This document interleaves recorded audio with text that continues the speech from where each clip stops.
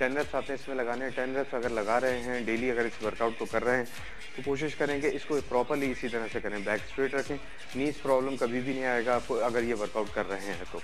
ठीक है, स्ट्रेट रखें हाथों को।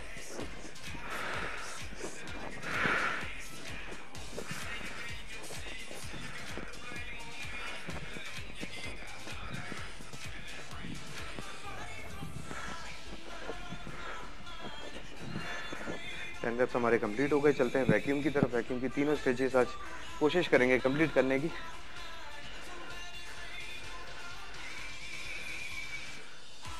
सबसे पहले पेज पे चलते हैं। नॉर्मल पोजीशन में बैठेंगे, पेट को अंदर की तरफ खींचिए। 15 सेकंड्स रोकना है, लेकिन सांस नहीं रोकेंगे। ठीक है, पेट को रोकेंगे, यूं करके पेट को अंदर की तरफ खींचेंगे। ठीक है, ये नॉर्मली बैठे रहें, पेट को अंदर की तरफ खींचें पूरा, यूं करके पूरा अंदर की तरफ खींचें। ठीक है, खींचेंगे अंदर की तरफ की पेन करेगी।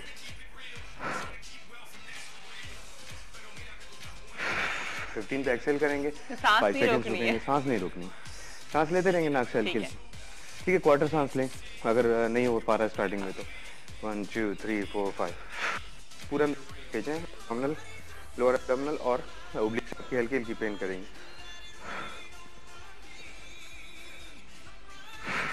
15 पे एक्सेल करें। नेक्स्ट पोजीशन की तरफ चलते हैं। इस पोजीशन में भी आपने पेट अंदर की तरफ खींचना है, लेकिन इसमें लोअर एब्डोमिनल और थोड़ा ज़्यादा पेन करेगा। 1 2 3 पूरा अंदर की तरफ खींचें, खींचने की कोशिश करें अंदर की तरफ।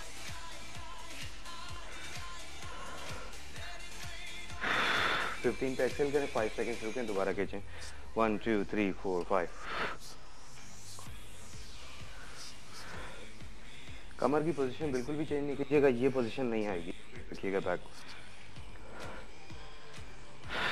15 पे एक्सेल करते हैं। लास्ट पोजीशन हमारी है, स्ट्रेट रखें।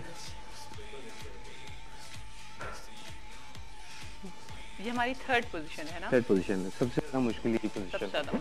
इसमें आपकी विंग्स, चेस्ट, एब्डोमिनल, ये सारी चीज़ें जो जाती हैं। अच्छा, काफ़ी इफेक्ट करती हैं। और इसको कितनी देर तक हमें रखना इसमें 5 सेकंड्स कम से कम स्टार्ट करने। 5 सेकंड जो स्टार्ट कर रहे हैं वो 5 सेकंड्स रुकेंगे, जो कर चुके हैं वो 10 सेकंड्स रुकेंगे। ठीक है, चले सही है। अच्छा, और हमें अभी डाइट बतानी है? डाइट आज की थी हमारी, चेंज करनी थी। अच्छा, कर दें? कर दीजिए। हाँ, जो लो उस पे हैं, क्या कहते हैं, लो कैलोरी पे हैं, उनकी बता देते हैं आज। मतलब जैसे कि जो ओवरवेट है, ठीक है, उनकी डाइट बता देते हैं। मॉर्निंग में उन्होंने क्या करना है, मॉर्निंग में सबसे पहले उन्होंने फ्रूट्स पे जाना है। फ्रूट्स कौन कौन से लेंगे? एप्पल खाना उन्होंने, 2-3 बनाना खा लें। ठीक है, उसके साथ 1 गिलास मिल्क।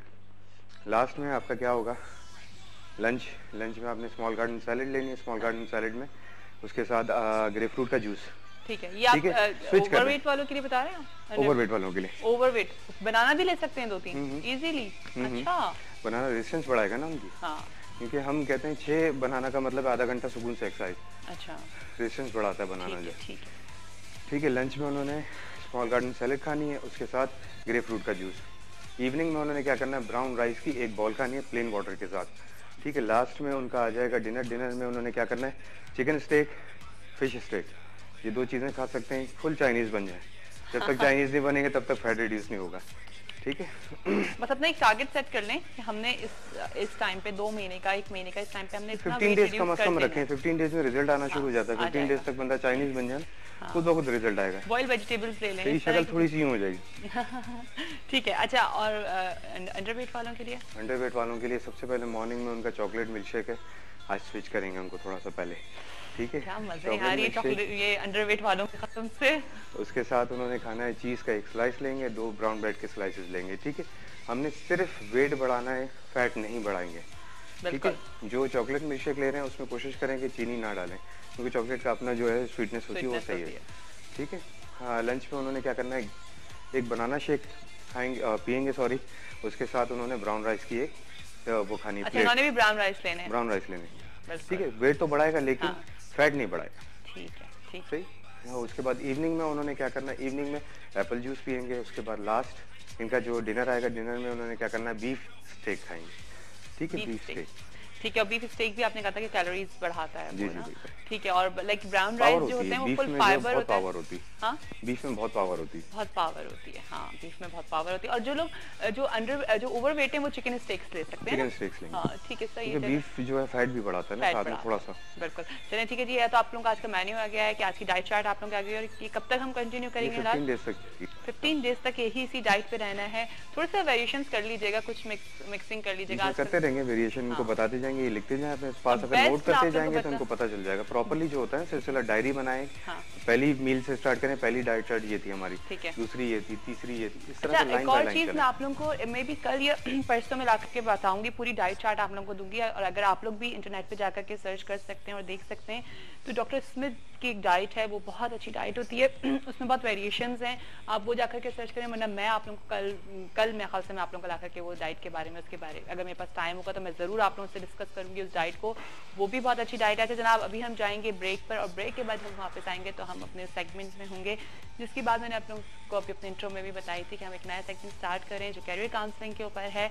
आप लोगों का फीडबैक जरूर चाहिए होगा, और वो सोच रहे हैं, चाह रहे हैं कि हमें किस फील्ड में जाना है जिससे हमें फ़ायदा होगा आगे हमारी ज़िंदगी में, या वो पेरेंट्स जो परेशान हैं उनको समझ नहीं आ रहा है कि बच्चे को किस कैरियर में डालें। क्योंकि प्रॉब्लम ये आती है कि एज अ पेरेंट हमारी जिम्मेदारी सिर्फ होती है कि हम अपने बच्चों के ऊपर चीज़ों को थोपते हैं, ठीक है ना, बिल्कुल सही वर्ड यूज़ करूँगी कि हम लोग समझते हैं कि हम जो कर रहे हैं वो सही है, हालांकि हम बच्चे को थोड़ा सा इग्नोर कर देते हैं, हालांकि उसकी ज़िंदगी है, उसने अपना कैरियर को चूज़ करना है।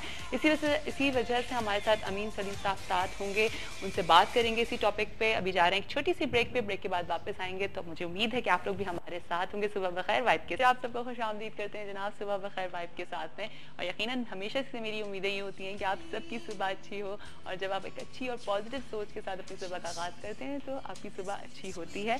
और मैंने अभी जैसा आप लोगों से कहा था कि आज मंडे है, मंडे फर्स्ट डे है वीक का, तो आज के दिन प्लान कर लीजिएगा कि आपने इस वीक को किस तरह से गुजारना है। थिंग्स टू डू में लिख लीजिएगा कि इन दिनों में आपने क्या क्या करना है, कौन कौन सी चीज़ों को आपने अचीव करना है, ठीक है जी।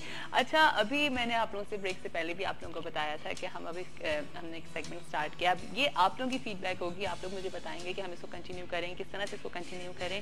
एक इशू था, मुझे लगता था, जब से मैंने अपना मॉर्निंग शो स्टार्ट किया मुझे लगता था कि इस पर डिस्कस होना चाहिए, और वो चीज़ थी जी कैरियर के ऊपर, कैरियर काउंसलिंग होना बहुत ज़रूरी है।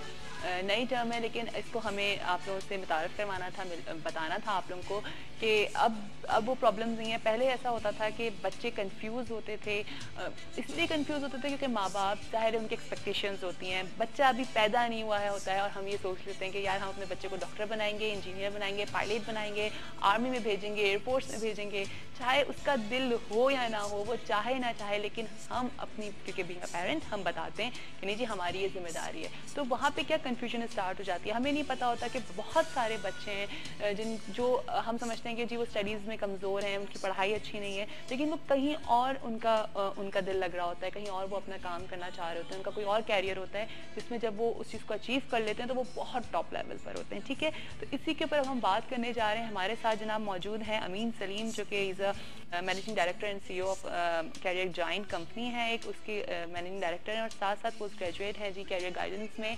बहुत इंपॉर्टेंट टॉपिक है, बहुत इंपॉर्टेंट बातचीत है। मुझे उम्मीद है कि आप लोग हमारे साथ होंगे और अच्छा लगेगा कि आप लोग भी आकर के इसमें इन्वॉल्व हों और इनसे गाइडेंस लें, पता करें कि आपके बच्चे को या आपको, अगर इस वक्त आप देख रहे हैं अपने कैरियर के बारे में आप प्लान करें, आपको नहीं पता कि आपको किस फील्ड में जाना है, तो आप डिस्कस कर सकते हैं। वेलकम करते हैं अपने शो पे अमीन सलीम को। अस्सलाम वालेकुम।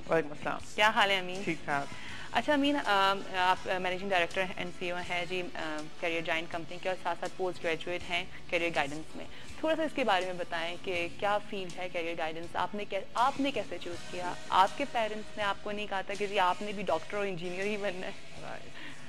ओके, पेरेंट्स से शुरू करते हैं। पेरेंट्स ने फॉर्चुनेटली मेरे पेरेंट्स बहुत सपोर्टिव हैं, तो इस वजह से ये है कि उनका भी रोल रहा है, लेकिन ये कि उन्होंने कभी कोई चीज़ इम्पोज नहीं की है।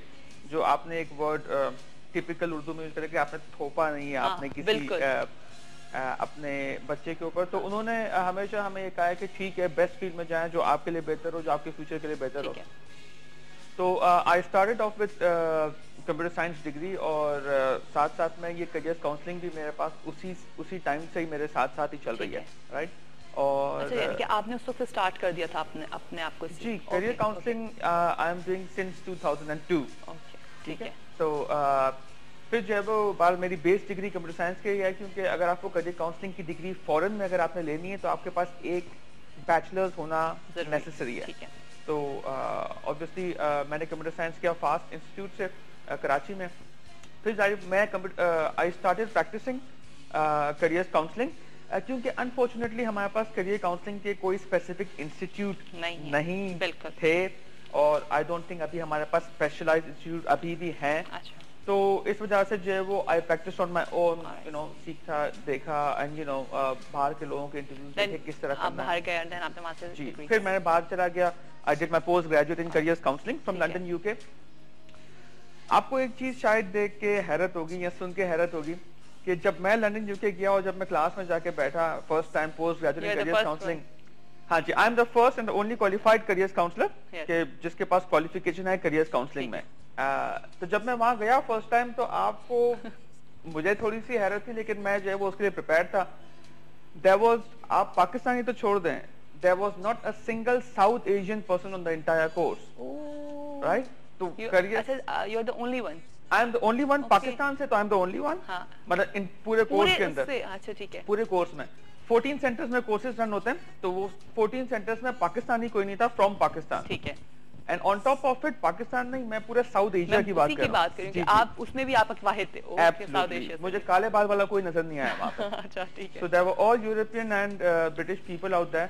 तो यानी एक चीज थी कि वो ऐसा सब्जेक्ट है जिसमें बाकी लोग का एनरोलमेंट हो रहा है, और हमारे यहाँ से जो है वो आप देखेंगे बैचलर्स में कंप्यूटर साइंस में या बिजनेस में लोग हैं, लॉ के अंदर हैं, लेकिन इस वाली फील्ड में जो है कोई भी नहीं था। तो वो is something which is something जो कि मेरे लिए थोड़ा सा सरप्राइजिंग था, बहुत ज्यादा नहीं था। मैं एक्सपेक्ट कर रहा था शायद एक नजर आ जाए, लेकिन कोई भी नहीं था उसके अंदर। अच्छा, देन व्हेन यू रियलाइज कि अब मुझे वापस पाकिस्तान आना बना, तो आप वहीं पर स्टार्ट कर सकते थे ना? राइट। उसमें ये है कि इसी जो जब मैंने करियर काउंसलिंग कर ली वहां से, so I moved on and started practising there. मैंने वहां पर काम किया यूके में। I also was a director career counselling in London UK, ठीक है। जब मैं लेकिन फर्स्ट टाइम जब मैं यहाँ से गया था तो मैंने सोच लिया था कि मैं वापस आऊंगा, बिकॉज हमारे यहाँ करियर काउंसलिंग की बहुत नीड है। तो the only reason I went there was कि मैं वापस आके अपने स्टूडेंट्स को बेस्ट काउंसलिंग करूं, क्योंकि आपने अक्सर सुना होगा वेरियस टीवी चैनल्स पे टैलेंट बहुत है, वो है, लेकिन अब उस टैलेंट को सही जगह पे यूटिलाइज भी तो करना है। उन्हें मालूम होना चाहिए कि किस तरह, कहाँ, कैसे जो है वो उस जगह पे जो है वो पहुंचना है। तो that is something that should be someone. तो I was a career counselling, मैंने वहाँ प्रैक्टिस की है। यहाँ पर भी टीचिंग में I have been a former faculty member of IB Karachi, CBM, बिस्टेक, पीएफकी, आईसीएमएपी। तो स्टूडेंट से मेरा काफी इंटरेक्शन रहा है throughout the last decade. अच्छा, ठीक है, ठीक है। तो फिर करियर काउंसलिंग बेसिकली क्या चीज होती है, उसके बारे में थोड़ा सा बताएं ताकि फिर हम अपना। देखिए, करियर काउंसलिंग ये होती है कि कोई भी स्टूडेंट है उसको हम हेल्प आउट करते हैं to find out, to realise the potential, ठीक है, कि उसका वो ऑप्टिमम लेवल पे किस फील्ड में काम कर सकता है, राइट। तो हम उसको हेल्प कर सकते हैं कि हर इंडिविजुअल के अपना इंटरेस्ट होता है, हम उसमें जो है वो जो मद्देनजर रखते हैं वो रखते हैं उनका इंटरेस्ट क्या है, उनका स्किल्स क्या है, उनकी वैल्यूज क्या है, उनकी पर्सनैलिटी क्या है। ये 4 चीजें देखते हुए वी काउंसिल देम कि कौन सा करियर उनके लिए इन चारों चीजों की बेसिस पे बेस्ट होगा, right. So this is what we do in career counselling, कि वी हेल्प स्टूडेंट्स आउट कि कौन सा करियर उनके लिए बेस्ट होगा। अच्छा, बेसिकली अभी हम जब इस पे बात करें तो सारे आप लोगों को एडवाइस भी देते होगे, आप लोगों को समझाते होगे, तो क्या डिफरेंस आ जाता है एडवाइस में, गाइडेंस में, इन काउंसलिंग में? बहुत अच्छा सवाल है। देखिए, एडवाइस जो हम लेते हैं किसी भी, होता ही है कि हम किसी से भी एडवाइस ले लेते हैं ना जाकर के, इसलिए मैंने आपसे पूछा। बिल्कुल सही है, और एडवाइस का मतलब यही होता है कि आप किसी से भी जाके एडवाइस ले लें।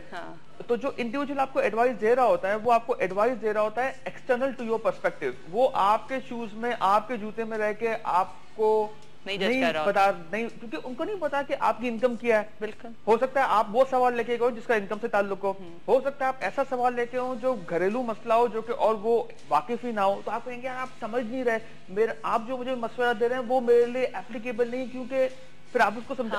तो वो जो एडवाइस, और पता है कहीं ना कहीं आकर के बच्चा जो है ना वो कंफ्यूज हो जाता है, क्योंकि माँ बाप की तरफ से अलग प्रेशर आ रहा है कि तुमने इस फील्ड में जाना है, दोस्त वो देख रहा है कि वो किसी और फील्ड में जा रहे हैं, उसका दिल कहीं और है, जो उसको जिसको वो अपना समझता है कुछ, वो उसको कुछ और एडवाइस दे रहा है, तो बंदा जो है ना वो कंफ्यूज हो जाता है, खिचड़ी बन जाती है। बिल्कुल। तो एडवाइस यही होता है कि जो इंडिविजुअल एडवाइस दे रहा है वो आपके पर्सपेक्टिव से नहीं सोच रहा, वो कहेगा जी ये करना है, बेस्ट सोल्यूशन ये है। अब वो बेस्ट मेरे लिए बेस्ट है कि नहीं है, ये समथिंग व्हिच इज वो आप उस वक्त जज नहीं कर सकते, ठीक है? तो ये हो गया advice. And then career guidance.